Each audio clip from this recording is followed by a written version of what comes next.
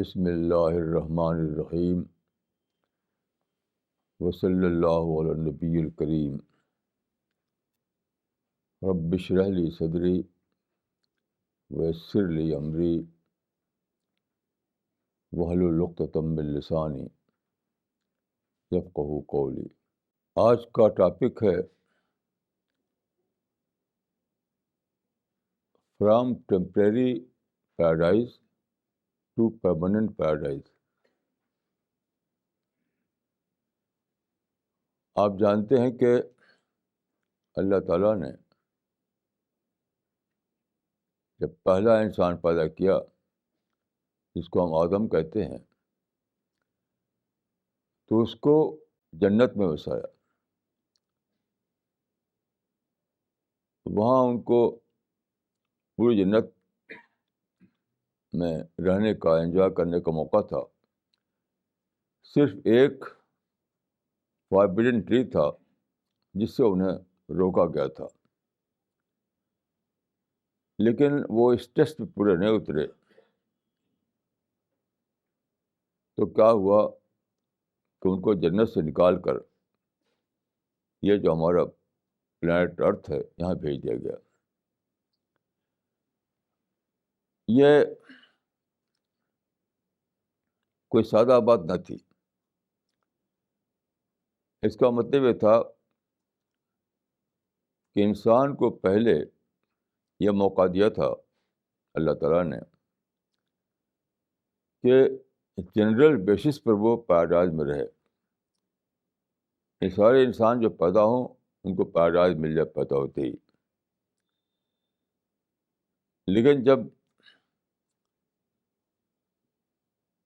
پہلا انسان ٹیسٹ میں پورا نہیں اترا، یعنی اس نے اس بات کا ثبوت دیا کہ وہ ڈسپلنڈ وے میں نہیں رہ سکتا۔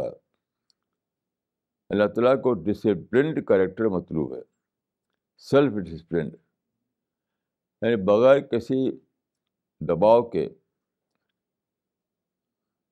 سیلف ڈسپلن کریکٹر کے ساتھ رہنا لوگوں کے ساتھ۔ تو یہ اس میں وہ پورے نہیں اترے تو دنیا میں بھیج دیا گیا ان کا۔ اس کا مطلب کیا ہے؟ اب سلیکٹو بیسس پر انسان کو پیراڈائز ملے گی۔ پہلے پیراڈائز مل سکتی تھی جنرل بیسس پر، اب ملے گی صرف سلیکٹو بیسس پر، یعنی پوری جو مین کائنڈ ہے آدم سے لے کر قیامت تک، اس میں فرشتے واچ کر رہے ہیں، ریکارڈ تیار کر رہے ہیں۔ پھر ان انڈیویجولس کو چنا جائے گا جو اللہ کے پلان کے مطابق ٹیسٹ میں پورے اترے۔ انہیں انڈیویجولس کو چھانٹ کر پھر قیامت کے بعد پیراڈائز میں بسا دیا جائے گا۔ تو یہ ہے from temporary paradise to permanent paradise, eternal paradise. تو پہلے جو تھا انسان کا رہنا جنت میں، وہ ٹیمپریری ہو کر رہ گیا، اب جو ہوگا وہ پرماننٹ ہوگا۔ تو اس بات کو سمجھیے۔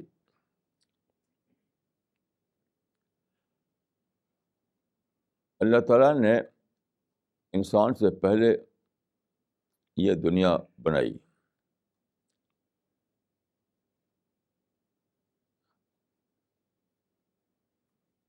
دنیا کو بنانے میں تقریباً 15 بلین سال لگ گئے۔ 15 بلین سال۔ سائنس کہتی ہے کہ بگ بینگ سے دنیا شروع ہوئی، یعنی ایک بہت بڑا سپر ایٹم تھا جس میں ساری یونیورس میں جتنے پارٹیکل ہیں وہ سب اس میں بہت ہی کمپیکٹ وے میں موجود تھے۔ پھر اس میں ایکسپلوژن ہوا، مگر اس سے پہلے ایٹم کو ماننا پڑے گا. یعنی پہلے ایٹم تھا، پھر وہ سپر ایٹم بنا. اس کا مطلب کیا ہوا کہ پہلے ایٹم بینک تھا، پھر بگ بینگ آیا، اس کے بعد ایک وقت آیا کہ سولر بینک ہوا، یعنی شمسی نظام بنا. پھر اس کے بعد ہماری زمین پر واٹر بینک ہوا، یہاں پر پانی بہت زیادہ مقدار میں جمع ہو گیا سمندروں میں. پھر کیا ہوا؟ پلانٹ بینک ہوا، ساری زمین سبزے سے بھر گئی. پھر اینیمل بینک ہوا، چلتے پھرتے جانور زمین پر وجود میں آ گئے. آخر میں پھر ہیومن بینک ہوا، انسان وجود میں آیا. اب اس کے بعد کیا ہوگا؟ قیامت بینک ہوگا، اور پھر ایک اور دنیا شروع ہو جائے گی جس کو ہم آخرت کی دنیا کہتے ہیں. اس طرح کا ایک تخلیقی معاملہ پیش آیا دنیا میں. قرآن میں ایک آیت بہت ہی زیادہ سوچنے کی ہے کہ کئی آیتیں ہیں، ایک بات کو کئی آیتوں میں بیان کیا گیا ہے، وہ یہ کہ یسوع کو جو کچھ بنایا گیا وہ صرف انسان کے لیے بنایا گیا. قرآن میں بہت سی آیتیں ایسی ہیں. مثال کے طور پر سورہ الجاسیہ چیپٹر نمبر 45 ورس نمبر 13 اس طرح ہے کہ وَسَخَّرَ لَكُم مَا فِي السَّمَاءِ وَسَخَّرَ لَكُم مَا فِي السَّمَاوَاتِ وَمَا فِي الْأَرْضِ جميعا. یعنی خدا نے سب کچھ جو اس یونیورس میں ہے، جميعا کا مطلب ہے سب کچھ، وہ انسان کے لیے مسخر کر دیا. ساری چیزیں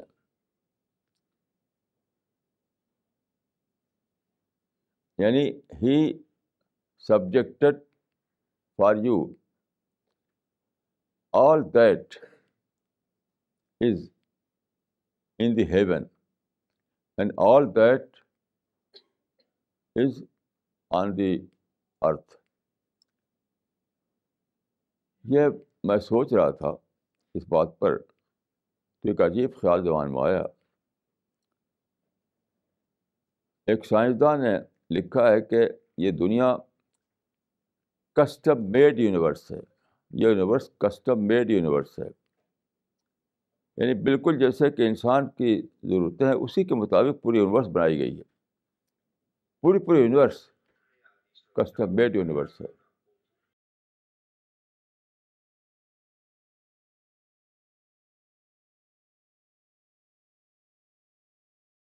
تو کیسی عجیب بات ہے، یعنی پوری یونیورس کسٹم میڈ یونیورس ہے. اتنی بڑی دنیا بنائی گئی ہے انسان کے لیے. اب غور کیجئے، اگر آپ یہ سوچیں کہ خدا نے اس پرٹیکولر واقعے کو پرسنلائز کیا تو معلوم ہوگا کہ میرے لیے بنائی گئی ہے. اب آپ سوچیں کہ انسان کے لیے میرے لیے اتنی بڑی کائنات بنا دی اللہ تعالیٰ نے، تو اتنا زیادہ شکر آپ کے اندر آئے گا کہ نگیٹو تھاٹ، منفی سوچ کی گنجائش ہی نہیں رہے گی آپ کے اندر. آج کل آپ دیکھیے ہر جگہ ٹکراؤ، تشدد، لڑائی، گن بم، یہ سب ہو رہا ہے. یہ سب بالکل ہی اس کا وجود نہیں رہے گا، کیونکہ یہ سب ہو رہا ہے شکایتوں پر، یعنی نہ پانے کے احساس پر. ہم ڈپرائیوڈ پیپل ہیں اس کے احساس پر. تو کیوں ہے ایسا کہ انسان بے خبر ہو گیا کہ اتنی بڑی بلیسنگ خدا کی اس کے اوپر ہے، اتنی بڑی چیز خدا نے اس کو دے دی ہے کہ ساری کائنات ہی اس کے لیے کسٹم میڈ بنا دیا. کیسا انوکھا ہے یہ اللہ تعالیٰ کا انعام. دیکھیے یہ بلیف کی بات نہیں ہے. آپ غور کیجیے, ہر چیز انسان کے لحاظ سے ہے, ہر چیز. زمین پر دیکھیے, سبزہ اور درخت نہ ہو تو آکسیجن کی جو فیکٹری چلتی ہے درختوں پر, آکسیجن کی سپلائی کا نظام نہ رہے تو انسان کو برابر آکسیجن کی سپلائی جاری رہے تو اللہ تعالیٰ نے پوری زمین پر سبزہ بچھا دیا. انسان کو غذا چاہیے تو زمین کا سوائل جو ہے لاکھوں سال کے اندر سوائل بنا جس میں ہم فوڈ اگاتے ہیں, وہ تیار ہوا. اب پانی دیکھیے, پانی میں 10% سالٹ ہے, تو مچھلی کو نمک والا پانی اس کے لیے سوٹ کرتا ہے, وہ اسی میں رہتی ہے, اسی نمک والے پانی میں. لیکن انسان کو نمک والا پانی نہیں چاہیے. تو انسان کے لیے اللہ تعالیٰ نے کیا کیا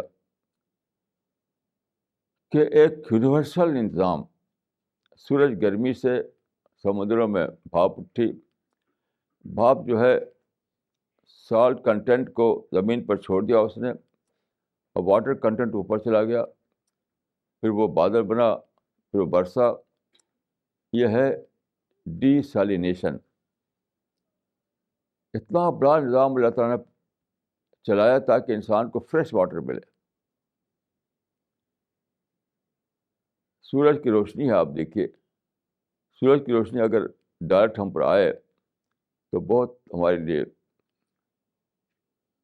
اس میں بہت سارا نقصان ہمارے لیے ہے. تو اللہ تعالیٰ نے اوزون لیئر بنا دیا, اوزون لیئر سے چھن کر سورج کی روشنی آتی ہے ہمارے پاس.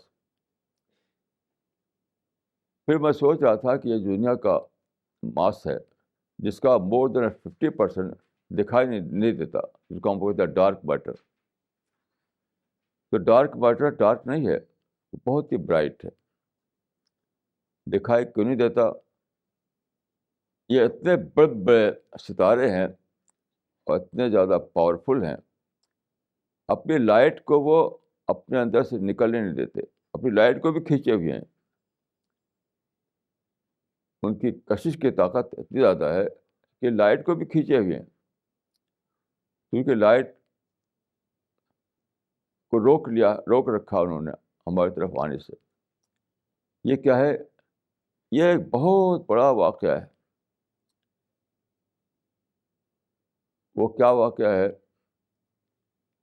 انسان کو اللہ تعالیٰ نے آزاد پیدا کیا ہے, لیکن ساری یعنی خدا تو آل پاورفل ہے, تو انسان سوچ سکتا ہے کہ جب خدا آل پاورفل ہے تو میرا اختیار کا کیا حیثیت ہے؟ میرا اختیار تو کچھ بھی نہیں ہے. لیکن یہ ڈارک میٹر بتا رہا ہے, ڈارک میٹر ہماری انڈرسٹینڈیبل بنا رہا ہے, انڈرسٹینڈیبل اس حقیقت کو کہ کس طرح آل پاور خدا اپنے پاور کو روک سکتا ہے کہ انسان, خدا اگرچہ آل پاورفل ہے لیکن انسان پھر بھی آزاد رہے. جس طرح ڈارک میٹر روکے ہوئے اپنی روشنی کو انسان تک نہیں پہنچ پاتا. تو یہ خدا کی قدرت کاملہ والی دنیا میں انسان کس طرح اختیار حاصل ہے انسان کو, اس حقیقت کو ڈارک میٹر جو ہے وہ انڈرسٹینڈیبل بنا رہا ہے. تو اس حقیقت کو انڈرسٹینڈیبل بنانے کے لیے خدا نے اتنا بڑا نظام بنایا, اتنا بڑا نظام. ایسی نیومرس چیزیں ہیں. اب آپ غور کیجیے, ہم کو باڈی ہماری ایک ہے اور ایک ہمارا مائنڈ ہے. باڈی کو انرجی پہنچانے کے لیے فوڈ چاہیے. ہم فوڈ لیتے ہیں, پانی لیتے ہیں, آکسیجن لیتے ہیں, اس سے باڈی کو انرجی ملتی ہے, باڈی کی زندگی باقی رہتی ہے. سوال ہے کہ مائنڈ کو اتنا انوکھا جو مائنڈ ہے، اتنا انوکھا مائنڈ، اس کی انرجی کیسے مینٹین ہوتی ہے؟ مائنڈ کی انرجی کیسے مینٹین ہو رہی ہے؟ کیونکہ اس کو تو یہ فوڈ نہیں چاہیے جو باڈی کو ہم دیتے ہیں، اس کے لیے کوئی اور فوڈ چاہیے. تو میں سوچا کہ یہ اتنی بڑی جو یونیورس ہے، کون کون سے ریز آ رہی ہوں گی اس سے، وہ ہم کو فوڈ دے رہی ہوں گی، یعنی انٹلیکچوئل فوڈ. وہ کبھی سائنس دریافت کرے گی شاید کہ مائنڈ کی انرجی جو مینٹین ہو رہی ہے، برقرار ہے، اس کے لیے کوئی یونیورسل انتظام ہوگا کہ کیسے انسان دیکھتا ہے، کیسے انسان بولتا ہے، کیسے انسان سنتا ہے. یہ ساری باتیں بہت ہی زیادہ یعنی ٹریبلی اسٹرینج ہے، یہ دہشتناک حد تک عجیب ہے. تو پورا یونیورس جو ہے وہ لگا ہوا ہے انسان کو لائف دینے میں، انرجی دینے میں. تو اسی کو سائنسداں نے کہا کہ یونیورس کسٹم میڈ یونیورس ہے. تو ان سب باتوں کو سوچنا، اسی کا نام ہے معرفت. دیکھیے انسان پیدا کیوں کیا گیا ہے؟ معرفت کے لیے. وما خلقت الجن والانس الا لیعبدون. تو عبداللہ ابن عباس نے اس کی تشریح کی ہے لیعبدون کی، کہ لیعرفون، کہ انسان کو پیدا کیا گیا اس لیے کہ وہ اللہ کی معرفت حاصل کرے. تو معرفت کیا ہے؟ یہ چیزوں کو ڈسکور کرنا. یعنی کریشن میں جو بے شمار آئٹم ہیں خدا کی گلوری کے، خدا کی بلیسنگ کے، اس کو جب آپ ڈسکور کرتے ہیں تو اسی کا نام معرفت ہے، اسی کا نام معرفت ہے. اب دیکھیے میں سوچ رہا تھا کہ اگر یہ اللہ تعالیٰ نے 15 بلین سال میں دنیا بنائی، وہ تو ایک سیکنڈ بنا سکتا تھا، کیونکہ وہ کن فیکون کی طاقت اللہ تعالیٰ کو حاصل ہے. لیکن دیکھیے اگر اللہ تعالیٰ ایک سیکنڈ بنا دیتا تو کیا ہوتا؟ ہمارے لیے کچھ سوچنے کا آئٹم نہ رہتا. کیا سوچتے آپ؟ ایک سیکنڈ میں دنیا بن کر تیار ہوگی تو آپ کیا سوچیں گے؟ لیکن ایک لمبے پروسیس جب بنی ہے، بہت ہی لمبا پروسیس، جس کی جو پورا ہوا 15 بلین سال میں، تو آپ کے لیے بے شمار آئٹم سوچنے کے ہیں. وہ سوچ سوچ کر کے آپ کو تھرل ہوتا ہے، سوچ سوچ کر آپ کو ڈسکوری ہوتی ہے، سوچ سوچ کر آپ اپنی معرفت کو بڑھاتے رہتے ہیں. کیسی عجیب بات ہے کہ انسان کی معرفت کو یعنی یعنی یہ جو دنیا ہے، یونیورس جو ہے، انسان کے لیے کتاب معرفت بن جائے، اس کے لیے خدا نے اتنا زیادہ اہتمام کیا کہ کریشن کو 15 بلین سال کے اندر پھیلا دیا تاکہ آپ کی ڈسکوری کبھی ختم نہ ہو. سب سے بڑا تھرل جو ملتا ہے انسان کو وہ ڈسکوری سے ملتا ہے. سب سے بڑا جو ریئلائزیشن ہوتا ہے وہ ڈسکوری سے ہوتا ہے. سب سے بڑی جو معرفت ہے وہ ڈسکوری سے ہوتی ہے. تو ایک ایسی کتاب جو کبھی ختم ہی نہ ہو، 15 بلین سال کو پڑھتے پڑھتے آپ یعنی ابدی طور پر پڑھتے رہیں کہ ختم نہ ہوگا اس کا آئٹم. تو اللہ تعالیٰ نے انہیں سب باتوں کو بتانے کے لیے پیغمبر بھیجے. یعنی آدم ہی سے پیغمبری کا دور شروع ہو گیا. قرآن میں ہے کہ ثم ارسلنا رسلنا تترا، یعنی برابر بھیجا برابر بھیجا برابر بھیجا. لیکن انسان جو ہے بہت کم ایسا ہوا کہ پیغمبروں سے وہ ہدایت لے.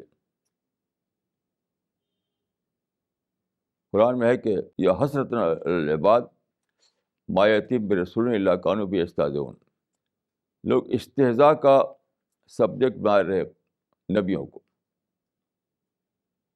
دیکھیے اس درمیان میں ایک واقعہ اور ہوا جو نگیٹو واقعہ کہ کنگشپ قائم ہو گئی دنیا میں. پہلے ٹرائبل سردار ہوا کرتے تھے، پھر کنگ شپ قائم ہو گئی. تو کنگ شپ ہزاروں سال تک چلتی رہی.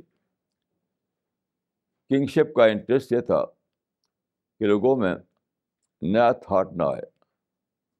جو بادشاہ سوچتا ہے وہی سب لوگ سوچیں، تاکہ سب لوگ بادشاہ کے سبجیکٹ بنے رہیں.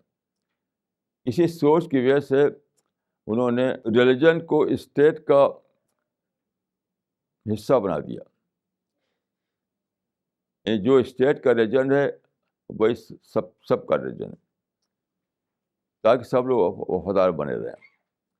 اس لیے جو کنگ ہوئے تھے پہلے زمانے میں، وہ کسی اور مذہب کو برداشت نہیں کرتے تھے اپنے اپنے دائرے میں. کہا جاتا تھا کہ الناس علی دین ملوکہم، جو کنگ کا دین وہی سب کا دین. اسی سے وہ چیز پیدا ہوئی جس کو ہم کہتے ہیں ریلیجس پرسیکیوشن، مذہبی جبر. یعنی کنگ کے مذہب کے خلاف، کنگ کے مذہب کے سوا کوئی اور مذہب اگر اختیار کرے تو اس کو مارتے تھے، پکڑتے تھے، جلاتے تھے، پھونکتے تھے، قتل کر دیتے تھے، تاکہ بادشاہ کی وفاداری کا جو نام ہے اس میں کوئی کمی نہ آنے پائے. تو انبیاء کے زمانے میں اللہ تعالیٰ کو یہ مطلوب تھا کہ یہ نظام ٹوٹے، یہ بادشاہت ختم ہو، اور لوگوں کو آزادانہ طور پر سوچنے کا موقع ملے. بغیر آزادی کے آپ ڈسکوری نہیں کر سکتے تھے، بغیر آزادی کے آپ یونیورس میں غور و فکر نہیں کر سکتے تھے، اپنے چوائس کا مذہب نہیں لے سکتے تھے. تو اللہ تعالیٰ کا مطلوب تھا کہ کنگ شپ ٹوٹے تاکہ آزادی کا دور آئے. لیکن پچھلے پیغمبروں کے زمانے میں ایسا نہیں ہوا کہ کوئی ٹیم بنے، کیونکہ کنگ شپ کو توڑنے کے لیے ایک ٹیم چاہیے تھی، ٹیم. پھر اللہ تعالیٰ نے حضرت ابراہیم کے زمانے میں حضرت حاجہ کے ذریعے سے ایک منصوبہ بنایا جس سے ایک نسل بنی، ایک نئی نسل، طاقتور نسل، جس کو ہم کہتے ہیں بنو اسماعیل. اسی نسل میں رسول اللہ پیدا ہوئے، اسی نسل میں صحابہ پیدا ہوئے. ان لوگوں سے کام لیا اللہ تعالیٰ نے کنگ شپ کو توڑنے کا. دیکھیے کنگ شپ کو توڑنا کی ضروری تھا، اس کی ایک کنگ شپ کی وجہ سے یعنی معرفت کی انفولڈنگ رکی ہوئی تھی. نیچر کی انفولڈنگ کیا تھی؟ معرفت کا انفولڈنگ تھی، وہ رکی ہوئی تھی. اب دیکھیے شروع کے زمانے کے پیغمبر تھے نوح، انہوں نے کہا اپنے زمانے میں یرسل السماء علیکم مدرارا، اس طرح کے انہوں نے حوالے دیے فطرت کے. خدا بارش برساتا ہے، خدا غلہ اگاتا ہے، خدا سورج سے روشنی بھیجتا ہے، یہ سارے واقعات. لیکن ان واقعات میں جو سائنٹیفک حقیقتیں چھپی ہوئی تھی وہ انسان بے خبر تھا اس سے. مثلا انہوں نے کہا کہ یرسل السماء علیکم مدرارا، کہ آسمان سے اللہ بارش برساتا ہے. لیکن یہ نہیں پتہ تھا انسان کو کہ سمندروں سے بھاپ اٹھتی ہے، اور بھاپ میں کیا ہوتا ہے کہ سالٹ کنٹینٹ نیچے رہتا ہے، واٹر کنٹینٹ اوپر جاتا ہے، پھر بہت سارے اسباب سے وہ بادل بنتا ہے، پھر بہت سارے اسباب سے وہ نیچے بارش ہوتی ہے. تو سالینیٹڈ یعنی ڈی سالٹڈ پانی نیچے آتا ہے، فریش پانی، نمکین پانی کی جگہ میٹھا پانی. یہ تو کسی کو پتہ نہیں تھا، یہ تو سائنس نے بتایا. اسی طریقے سے حضرت ابراہیم نے دیکھیے کہا اپنے وقت کے بادشاہ کے سامنے کہ ان اللہ یاتی بالشمس من المشرق فات بها من المغرب، کہ خدا سورج کو نکالتا ہے مشرق سے تو مغرب سے نکال دے. لیکن یہ جو بات ہے، اس بات کی بھی جو سائنٹیفک حقیقت ہے وہ بے خبر تھا انسان اس سے. یہ سولر سسٹم کا ہونا اور اس میں زمین کا گھومنا، اور گھومنے کی وجہ سے ایک اس کی گردش آربٹ پر، ایک ایکسس پر، اس سے موسم پیدا ہونا، رات دن پیدا ہونا، یہ سارا جو سسٹم ہے وہ اس سے بے خبر تھا انسان. اور جب تک کہ اس کے لیے سائنس کی ضرورت تھی، اور کنگشپ جو ہے روکی ہوئی تھی، یعنی یہ کوئی بھی سوچ نئی کو برداشت نہیں کرتے تھے وہ. جیسے کہ آپ جانتے ہیں کہ جب سائنس کا ظہور ہوا تو بہت زبردست یعنی ریئیکشن ہوا مذہب کی طرف سے. اس کی کتاب جو لکھی ہے انہوں نے ڈریپر میں، conflict between science and religion. اچھا دیکھیے، رسول اللہ نے سورج گرہن اور چاند گرہن کے بارے میں فرمایا کہ آیتان من آیات اللہ، یہ اللہ کی دو نشانیاں ہیں. لیکن اس نشانیوں میں جو اور بات چھپی ہوئی تھی وہ انسان بے خبر تھا اس سے.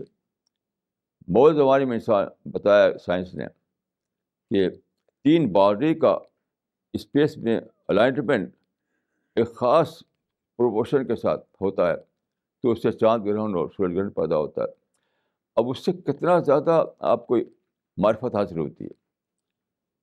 تو معرفت کے جو آئٹم تھے بڑے بڑے، اس پر اس سے پہلے صرف اشارے کیے تھے نبیوں نے. تفصیل تو سائنس کے زمانے میں ظاہر ہوئی. تو کیسے ہوتی؟ سائنس کے دروازے بند تھے، نیچر پر سوچ پھر کے دروازے بند تھے. تو رسول اور صحابہ رسول کے زمانے میں یہ ہوا کہ کنگشپ کو توڑا گیا. یعنی ساسانی امپائر اور رومن امپائر جو اس زمانے میں کنگشپ کے 2 بڑی چٹانیں تھیں، عالمی چٹانیں. بائبل میں ہے کہ ابدی چٹانیں ٹوٹ گئیں. اس سے مراد یہی ہے. تو جب رسول اور صحابہ رسول کی جدوجہد سے یہ جو ٹیم بنی تھی حضرت حاجرہ کے زمانے میں جو پلاننگ شروع ہوئی تھی، تو جب یہ کنگشپ ٹوٹی تب جا کر سائنس کا دروازہ کھلا. اس کا مطلب نہیں کہ فوراً سائنس بن گئی، ایک پروسیس چلا. وہ پروسیس جو ہے اس کا کلمیشن تھا جو یورپ میں ہوا. اس طرح سے معرفت کے دروازے کھل گئے. سائنس کیا ہے؟ سائنس معرفت کی. سائنس کو نیچر کا انفولڈنگ کہا جاتا ہے. اسی کو میں کہتا ہوں معرفت کا انفولڈنگ. یہ تو سبھی مانتے ہیں کہ سائنس جو ہے وہ نیچر کو اس کو ایکسپلور کیا، نیچر کو دریافت کیا. تو اسی کو ہم کہتے ہیں معرفت کی انفولڈنگ.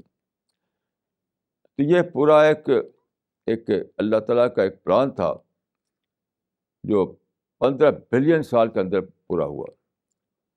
اب وہ ہوتے ہوتے تاریخ وہاں پہنچی جہاں ہم ہیں. یعنی آج کمیونیکیشن کا زمانہ ہے، آج اوپننیس کا زمانہ ہے، پرنٹنگ پریس کا زمانہ ہے.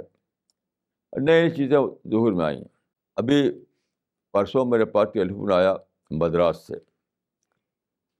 تو مدراس میں امریکن ایمبیسی نے ایک انتظام کیا تھا جو جگہ جگہ کرتے ہیں وہ لوگ، انگلش سکھانے کا. یعنی مدرسے کے لوگوں کو انگلش سکھانا. تو وہاں مدرسے کے کچھ یعنی فارغین، مدرسے کے پڑھے ہوئے بلائے گئے. اس میں ہمارے بھی کئی ساتھی تھے، عمری گروپ جو ہیں ہمارے ساتھ وہ بھی وہاں تھے. تو میرے پاس ٹیلیفون آیا کہ یہاں ہم لوگ آئے ہیں، یہاں ہمیں انگلش سکھانے کے لیے امریکہ سے پروفیسر آئے ہیں. اب غور کیجیے کہ یہ سارا جو اس میں سارا خرچہ یعنی امریکہ نے بیسی نے ادا کیا. اسی نے پروفیسر بلایا، اسی نے ٹاپ کے پروفیسرس کے ذریعے انگلش کا کلاس چلایا وہاں پر. تو مجھے ایک عجیب احساس مجھے ہوا. میں سوچا کہ دیکھو یعنی وہ لوگ جو ہے مدعو ہیں، اور یہ حضرات جو مدرسے کے فارغین اکٹھا ہوئے وہ داعی ہیں. ان کے پاس اللہ کا دین ہے، جس کو پہنچانا ہے. وہ اللہ کے دین سے بے خبر ہیں، وہ مدعو ہیں. تو میں ایک عجیب احساس ہوا کہ گویا کہ مدعو یہ کہہ رہا ہے کہ آؤ ہمارے خرچے پر اور ہماری زبان سیکھو اور پھر ہم کو بتاؤ کہ اللہ کا دین کیا ہے. کیسی عجیب بات ہے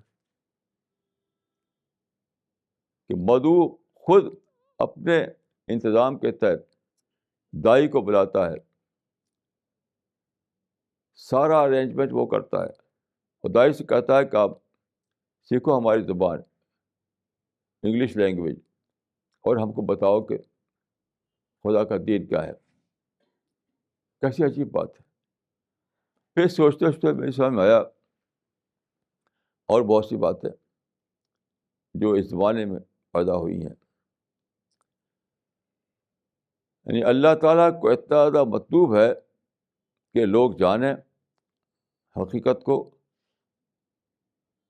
زیادہ سے زیادہ لوگ جو ہیں اس دنیا میں یعنی ایسی زندگی گزاریں کہ وہ سلیکٹ کیا جا سکے۔ جیسے کہ میں نے عرض کیا، یہ سیکٹر گراؤنڈ ہے دنیا، سیکٹری بیسس پر یہاں افراد کو لیا جانے والا ہے جنت کے لیے۔ تو مثال کے طور پر دیکھیے، ٹورزم کو لیجیے۔ کبھی پچھلے زمانے میں اس طرح سے سیاحت نہیں ہوتی تھی جیسی آج کل ہوتی ہے۔ ساری دنیا کے لوگ نکل نکل کر کے جا رہے ہیں سیاحت کے لیے، ٹورزم انڈسٹری ایک کھل گئی ہے، ٹورسٹ انڈسٹری۔ ٹورسٹ انڈسٹری زمانے میں بہت بڑی انڈسٹری مانی جاتی ہے۔ ابھی ہمارے ساتھی کچھ گئے تھے ترکی، انہوں نے بتایا کہ وہاں پر سب بھرے ہوئے ہیں ٹورسٹ، یعنی فارنرس۔ کیوں؟ وہاں پر جو تاریخی عمارتیں ہیں، تاریخی یادگاریں ہیں، ان کو دیکھنے کے لیے انڈیا میں آتے ہیں۔ جس پارک میں جائیے، وہاں کسی بھی پارک میں آپ جائیے، کسی بھی تاج محل میں جائیے، کہیں جائیے، جو یہاں یادگاریں ہیں تاریخی، وہاں آپ کو ملیں گے فارنرس۔ یہ کیا ہے؟ یہ مدعو خود دائی کے پاس آ رہا ہے۔ یعنی قدیم زمانے میں جو دعات تھے، صحابہ کرام، وہ سفر کر کے گئے۔ حجۃ الوداع میں رسول اللہ نے فرمایا تھا کہ تم لوگ نکل جاؤ عرب سے، مختلف ملکوں میں، اللہ کے دین پہنچاؤ لوگوں کو۔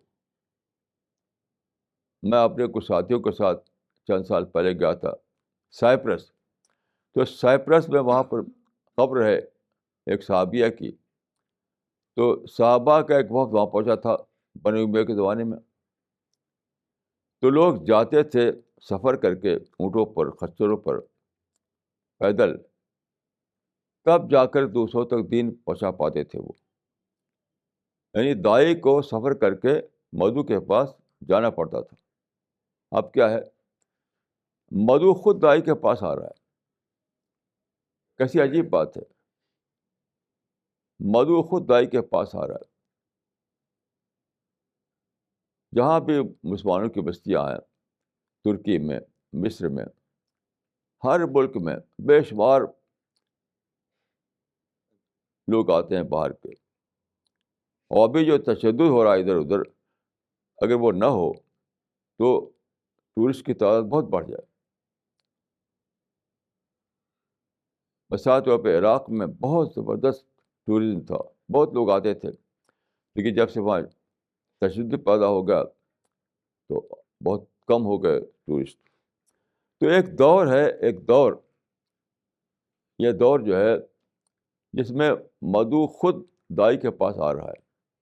کیسی عجیب بات ہے،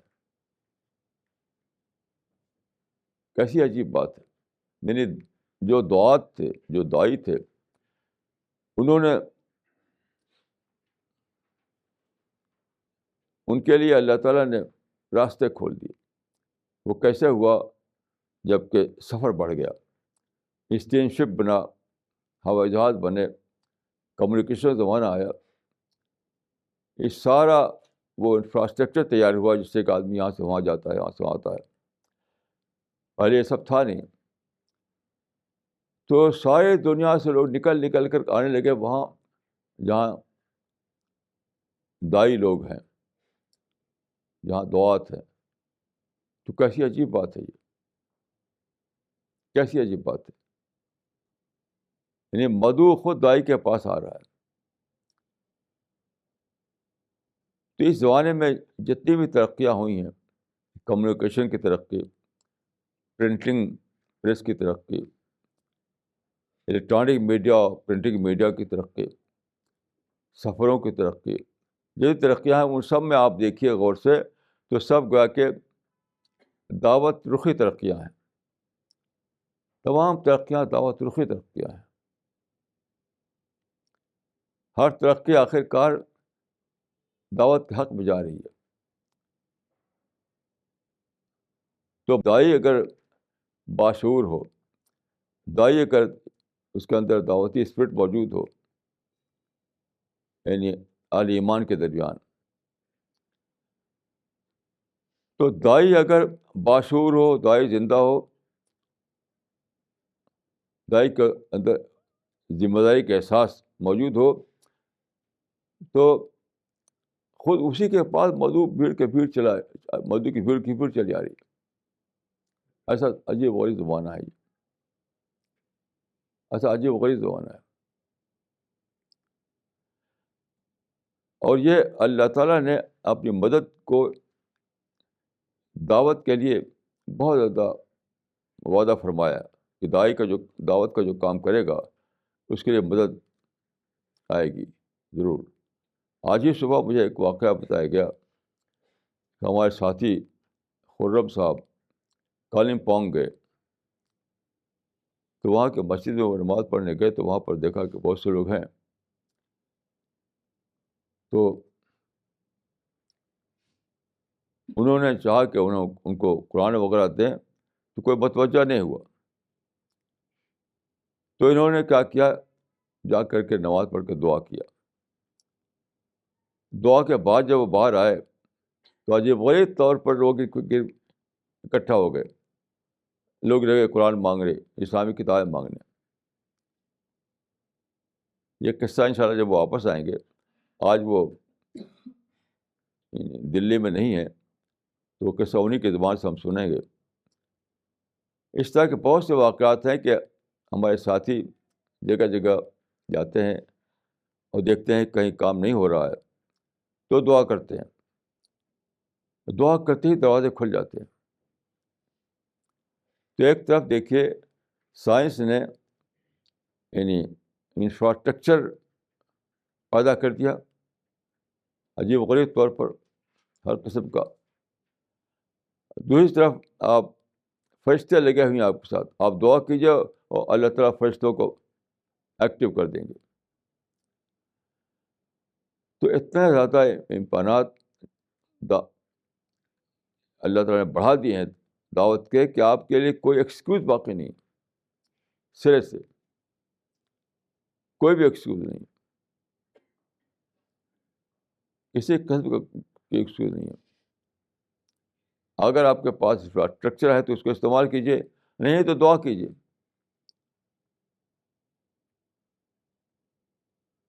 اگر آپ کے پاس انفراسٹرکچر نہیں ہے تو دعا کیجیے اور پھر سارا انتظام اللہ کی طرف سے ہو جائے گا. اس طرح کے واقعات بار بار ہمارے ساتھیوں کے ساتھ ہو رہے ہیں. تو میں یہ کہوں گا کہ یہ زمانہ دعویٰ ایکسپلوژن کا زمانہ ہے. دعویٰ ایکسپلوژن یعنی ہر وہ تمام مواقع آخری حد تک کھل گئے ہیں. وہ تمام اپرچونیٹیز آخری حد تک فراہم ہو چکی ہیں جن کو استعمال کر کے ہم دعویٰ ورک کریں. کوئی بھی صرف شرط ایک ہے، وہ یہ ہے کہ آپ وائلنس نہ کریں، ہیٹ نہ کریں، بس، اور کوئی شرط نہیں. دعویٰ ورک دیکھیے بہت زیادہ پازیٹیو ورک ہے. دعویٰ ورک کے لیے صرف یہ چاہیے کہ آپ انسانوں کے خیرخواہ بنیں اور اللہ سے دعا کریں. بس دو ہی شرط کافی ہے، انسانوں کے خیرخواہی اور اللہ سے دعا کرنا. لیکن بدقسمتی سے مسلمان اس رات کو نہیں جانتے، جگہ جگہ تشدد جاری کیے ہوئے،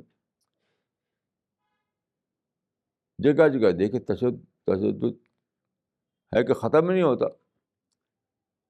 مثال کے طور پر آپ دیکھیے ایجپٹ میں، مصر میں بہت دھوم مچی، یہاں تک کہ حسنی مبارک چلے گئے تب بھی تشدد ختم نہیں ہوا، تب بھی وہاں پتھر مارے جا رہے ہیں، گولیں چل رہی ہیں.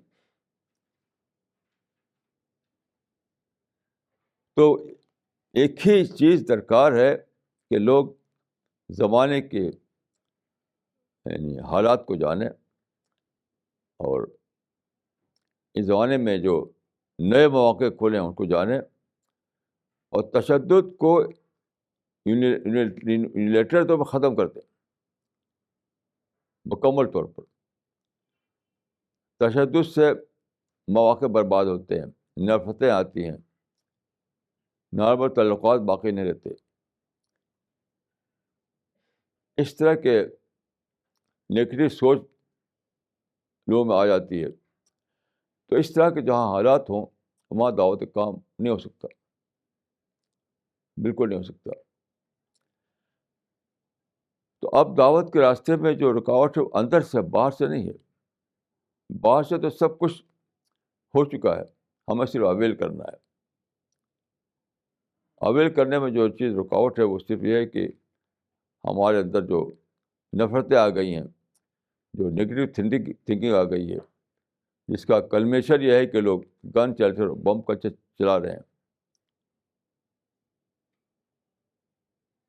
ہر جگہ آپ دیکھیے، ابھی آپ فلسطین کے بارے میں آپ نے خبر سنی ہوگی، وہاں پہ القدس ملین مارچ ہو رہا ہے. کس لیے؟ صرف ٹکراؤ کے لیے. القدس ملین مارچ ہونا چاہیے، دعوت کے لیے ہونا چاہیے. یعنی ملین لوگ نکلیں اس لیے کہ انہیں دعوت دینا ہے، اس لیے نہیں کہ لوگوں کو جا کے لڑنا ہے، لڑ کر قبضہ کرنا ہے. یہ سب پولیٹیکل مارچ ہے.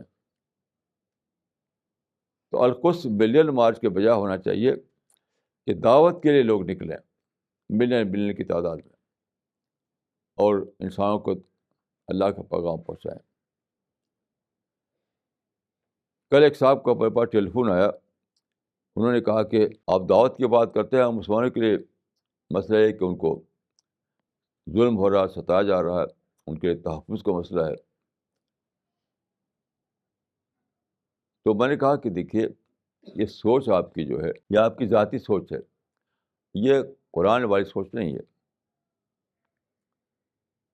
آپ باتوں کو قرآن کی روشنی میں دیکھیے، قرآن کو لے کر سوچیے.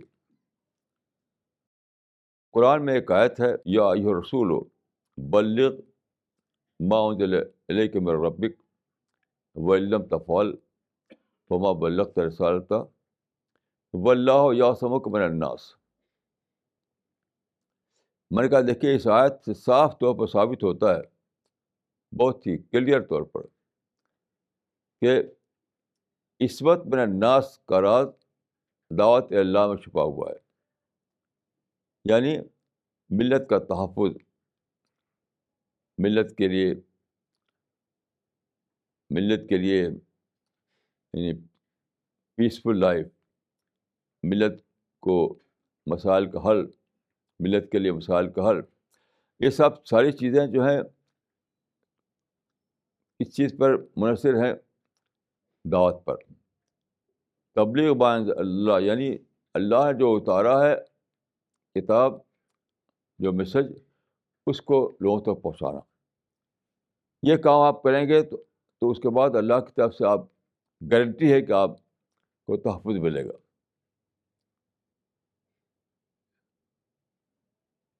یعنی کیسی عجیب آیت ہے یہ. اس آیت کے ہوتے ہوئے لوگ تحفظ ملت کے نام پر جلسے کر رہے ہیں، جلوس کر رہے ہیں، بیانات دے رہے ہیں، حتیٰ گن کلچر اور بم کلچر چلاتے ہیں، ملین مارچ کرتے ہیں.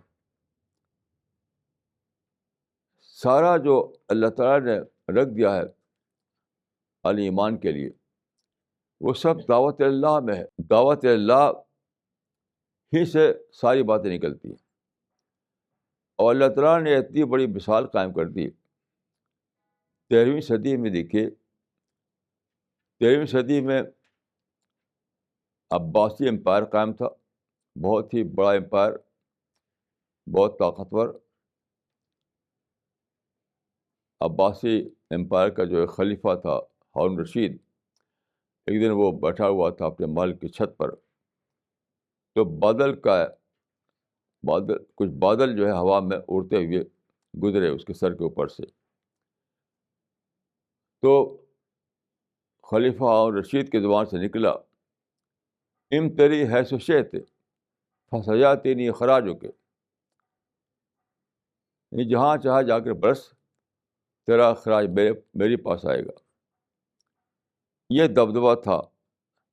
لیکن اس کے بعد 13ویں صدی میں تاتاری قبائل اٹھے، وہ تقریباً 12,000 تھے. وہ لوگ گھوڑوں پر سوار ہو کر نکلے اور سمرقند سے لے کر حلب تک سب تباہ کر دیا. عباسی سلطنت ختم ہو گئی. پھر کیا ہوا؟ اس زمانے میں اتنا دبدبہ تھا تاتاریوں کا، ایک آیا آتا تھا کہ اذا قیل لک ان تتر انہدم فلا تصدق، اگر یہ کہا جائے کہ تاتاریوں کو ڈیفیٹ ہو گئی تو ماننا مت. اذا قیل لک ان تتر انہدم فلا تصدق، اگر یہ کہا جائے کہ تاتاری جو ہے ان کو ڈیفیٹ ہو گئی تو ماننا مت اس کو. لیکن ہوا کیا؟ 50 سال کے اندر اندر وہاں پر تاتاری اسلام میں داخل ہو گئے، بڑی تعداد ان کی، اور تاریخ بدل گئی. تاریخ بدل گئی. اسی کو شاعر نے کہا ہے کہ ہے آیا فتنے تاتار کے افسانے سے، پاسباں مل گئے کعبہ کو صنم خانے سے. ایک اوریٹلسٹ نے اس واقعے کا ذکر کرتے ہوئے لکھا ہے کہ the legend of Muslims have conquered where their arms had failed. یعنی جہاں مسلمانوں کے ہتھیار فیل ہو گئے تھے وہاں ان کے مذہب نے فاتح کو جیت لیا. یہ تاریخ کیا سبق دے رہی؟ یعنی قرآن میں جو بات کہی گئی تھی بطور رسول، اسی کو یہ تاریخی واقعہ عملی تصدیق کر رہا ہے.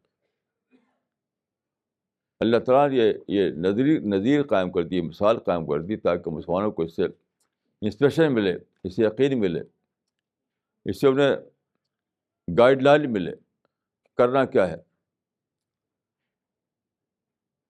تو تاریخ کی نظیر موجود ہے. آج کمیونیکیشن کے زمانے میں ہیں ہم کہ مدعو خود دائی کے پاس آ رہا ہے، پرنٹنگ پریس کے ذریعے کتابیں چھپ چھپ کر ہر جگہ پہنچائی جا سکتی ہیں. یہ کیا کچھ ہو چکا ہے. یعنی میں اس کو کہا کرتا ہوں کہ یہ ہے اپرچونیٹی ایکسپلوژن کا زمانہ، یعنی مواقع کا انفجار.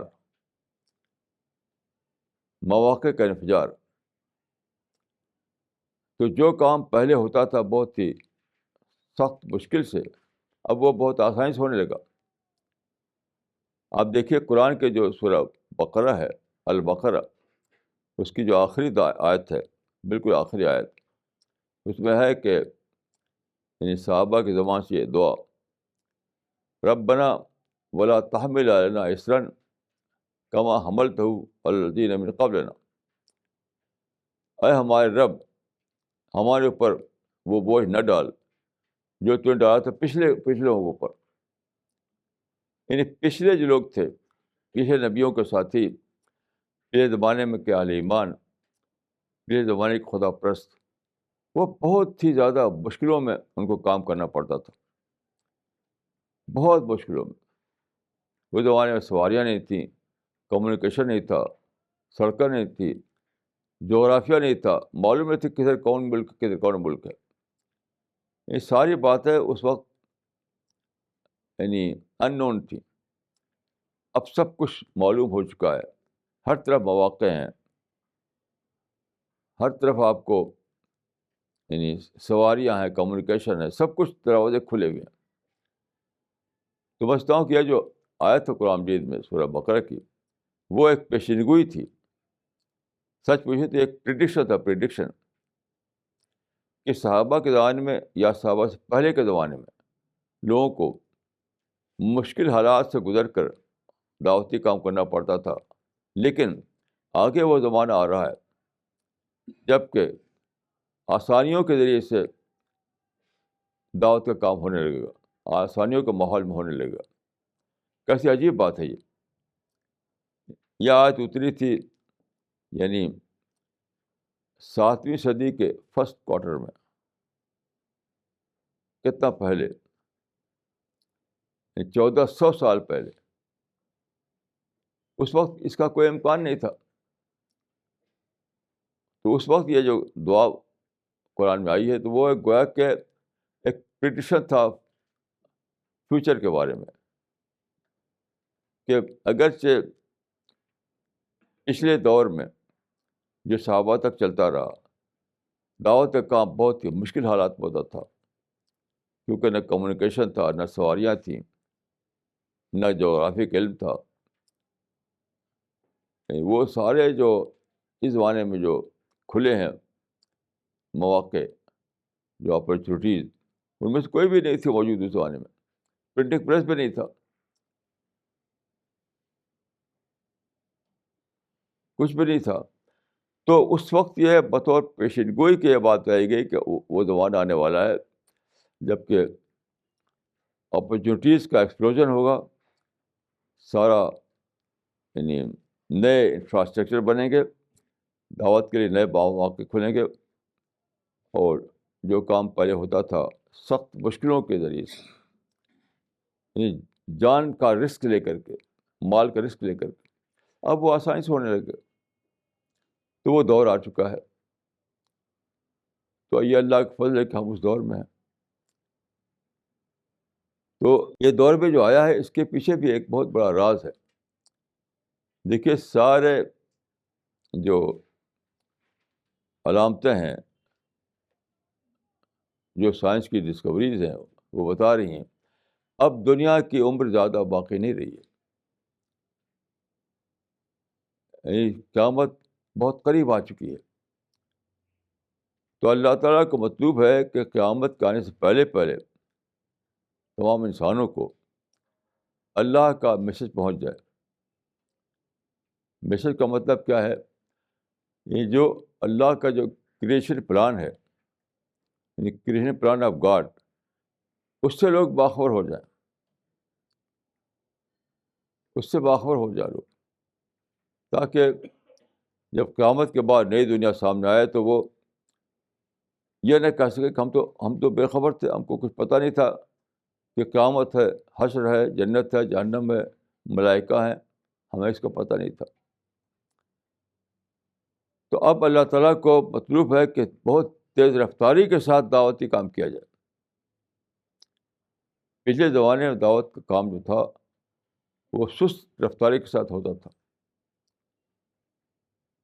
اب چونکہ قیامت قریب آ چکی ہے تو اللہ تعالیٰ کو یہ مطلوب ہے کہ تیز رفتاری کے ساتھ سارا کام انجام دیا جائے. اس کے لیے سب سادھن ہیں، یہ سب انفراسٹرکچر ہیں، اس کے لیے ساری اپرچونیٹیز ہیں. تو میں اپنے ساتھیوں سے یہ کہوں گا کہ آپ یہ پرواہ نہ کیجیے کہ آپ کے وسائل کیا ہیں، آپ کے پاس ریسورسز کیا ہیں، یہ مت سوچیے. سب سے بڑا آپ کے پاس جو ہے، سب سے بڑی چیز وہ ہے دعا. وہ سب سے بڑی چیز جو ہے وہ دعا ہے. آپ جس حال میں ہو کھڑے ہو جائیے دعوت کے لیے اور دعا کرتے رہیے، اور دعا کرتے رہیے.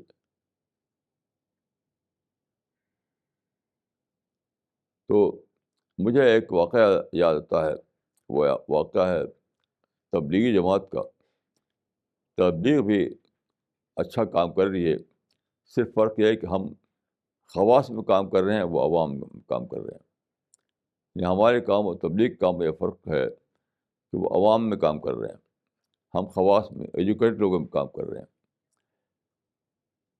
تو مجھ سے ایک ملاقات میری ہوئی تھی ایک میوات کے ایک بوڑھے آدمی سے، جو مولانا الیاس صاحب کے زمانے سے تبلیغ میں لگے تھے. وہ تو اب تو شاید ان کا انتقال ہو چکا ہوگا. تو بہرحال ان سے میں نے پوچھا کوئی واقعہ بتائیے. تو انہوں نے بتایا کہ مولانا الیاس صاحب نے ہم کو بھیجا مراد آباد. اس زمانے میں دعوت تبلیغ کا کام بہت کم پھیلا تھا، اب تو بہت پھیل چکا ہے. تو نے بتایا کہ ہم وہاں گئے تو جیسا کہ طریقہ ان کا ہے، ایک مسجد میں وہ ٹھہرے. مغرب کی نماز ہوئی تو نماز کے بعد ان کا طریقہ یہی کہ اعلان کرتے ہیں وہ. تو ایک شخص کھڑا ہوا، اس نے کہا کہ بھائیو، ہم کچھ دن کی باتیں کرنے کے لیے آئے ہیں، آپ لوگ ٹھہر جائیے نماز کے بعد. تو کوئی ٹھہرا نہیں. تو اگلے دن یہی کیا انہوں نے. ان لوگوں کا طریقہ عام طور مغرب کے بعد اعلان کرنے کا ہوتا تھا. تو مغرب بعد پھر اعلان کیا انہوں نے دوسرے دن. پھر بھی کوئی ٹھہرا نہیں، سب اٹھ چلے گئے. تب ان کو یاد آیا کہ مولانا الیاس صاحب نے ان کو نصیحت کی تھی کہ جہاں کوئی کام رکے تو تم لوگ دعا کرنا. بس یہ نصیحت کی تھی. تو اگلے دن سارا دن ان لوگوں نے کیا کیا کہ مسجد میں جا کر کے نماز پڑھتے رہے، دعا کرتے رہے، اور کچھ نہیں. نہ کوئی شکایت، نہ کوئی پروٹیسٹ، نہ کسی سے کچھ کہنا، بس اللہ تعالیٰ سے دعا کرتے رہے. تو اس بوڑھے آدمی نے کہا کہ تیسرے دن جب ہم گئے مسجد میں، وہی سیم مسجد، تو پھر وہی مغرب کی نماز کے بعد کھڑا ہوا ایک آدمی. اس نے کہا کہ بھائیو ٹھہر جائیے، کچھ دن کی باتیں ہوں گی. تو اس نے کہا کہ اس کے اپنے الفاظ میں کہا کہ جیسے دھرتی نے سب کو پکڑ لیا، ایک بھی نہ اٹھا. یہ الفاظ تھے اس کے. جیسے دھرتی نے سب کو پکڑ لیا، ایک بھی نہ اٹھا. اور پھر اس نے کہا کہ حضرت یہ کام تو ہی چلے گا. تو یہی طریقہ ہمارا بھی ہے. ہم خواص میں کام کر رہے ہیں، تبلیغ کے لوگ عوام میں کام کر رہے ہیں، لیکن طریقہ ایک ہی ہے. ہمیں بھی دعوت اور دعا، یہ 2 پوائنٹ فارمولا لے کے چلنا ہے. دعوت اور دعا کہ دعوتی کام کیجیے، جہاں کام رکے وہاں دعا کیجیے. بس کوئی شکایت نہیں، کوئی شکایت نہیں، کوئی پروٹیسٹ نہیں، کوئی مایوسی نہیں، کوئی مایوسی کی ضرورت نہیں. تو میں دعا کرتا ہوں کہ اللہ تعالیٰ مجھ کو اور آپ کو توفیق دے کہ اس کام میں ہم اللہ کی مدد سے لگے رہیں اور اللہ کے ہاں جنت میں ہم کو داخلہ ملے. اقول قولی ھذا واستغفر اللہ لی ولکم اجمعین.